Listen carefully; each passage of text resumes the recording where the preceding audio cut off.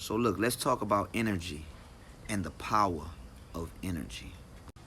You see, the word is energy never dies. Energy only recreates itself. So even like our loved ones that we think have passed, they've only passed in the physical form, but they are still here because energy never dies. Let's talk about good energy and bad energy. Don't you know that negative energy, which could be considered bad energy, can be transformed into positive energy, which will be considered good energy? So anything that's negative can be turned into a positive. This is what they say as well. So the original and true name for Jesus is Yahshua. A lot of y'all don't know that, but it is Yahshua. And the name was changed into Jesus for a particular thing, for a particular agenda. Now let's get into actually how powerful we are and the gifts that the Most High then bestowed upon all of us, each and every one of us, no matter black, white, purple, red, pink, yellow, whatever. Even though Yahshua's name was changed to Jesus, even though everything was changed, all the depictions of Yahshua were changed purposely in order to meet and to credit a certain group of individuals and their way of doing things. Remember that everything that is negative can be turned into a positive. We can take negative circumstances and turn them into positive circumstances. Keep this in mind now. With that being said, now let me get up close. Do you not realize how long it took for your ancestors, for my grandmother, for my grandfather, for everyone in my family that prays to Jesus, and even myself in the past, and even sometimes still today, I use the name and I credit that name. Do you know how long it took for that negative energy to be turned into positivity? Because these people that worshiped and prayed to that name were positive people that were trying to live a good, wholesome life, that wanted to stand for good. It took generations after generations after generations for us to have the power within that name.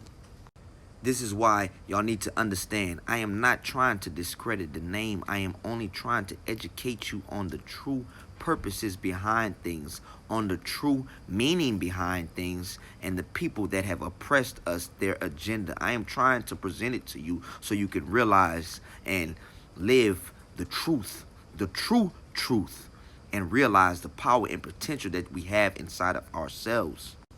Everything has been put right in front of us this whole time, and it still is there. You don't have to go searching too deep, too deep, too deep. You can find it. You can find it in your local libraries. You can find it definitely on this vessel called the internet, called the smartphone, called the smart TVs. You can find it easily. But I'll tell you where they tried to hide it and where they have hidden most of the knowledge. It is in books. You would not believe how much people do not want to read right now, how much individuals do not read right now, how much kids can't even read, can't even write their own name right now. It's going down not only in the Americas but everywhere, but more so in the United States of America. There is a problem with reading. Now, with that being said, what is etymology?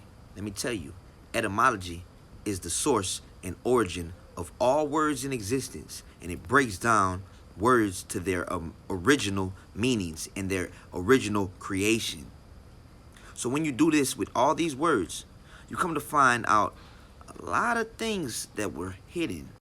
You see, even the true origins of Christianity in general are not what you think they are. When we're talking about the Father, the Son, and the Holy Spirit is really the woman.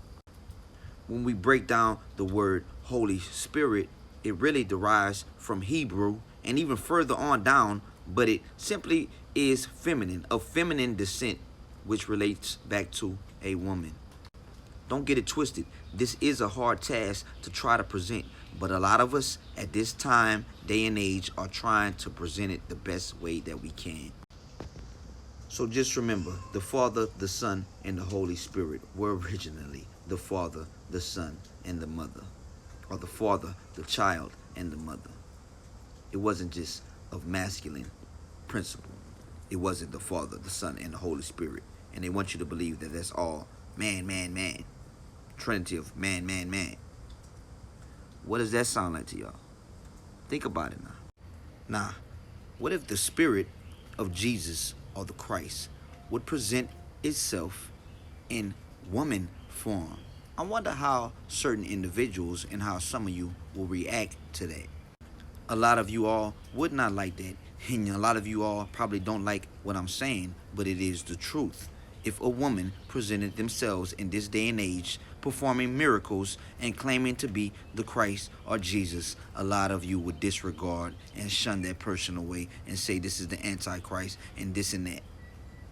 But don't it say, if you deny me in front of everybody, I too will deny you in front of my Father in heaven. Well, just know that there is power in the name Jesus. Just like there is power in the vessel that we call money. These were things that were created. Some of them for bad purposes. Some of them for general control over the masses. But we have presented these things and have made these things either good or bad because we are in control of the energy of these things. We together create our realities. All they have to do is present an idea in front of us and we make it and turn it into reality. And they are using it and they have been using it against us for quite some time now. Peace and blessings to everybody.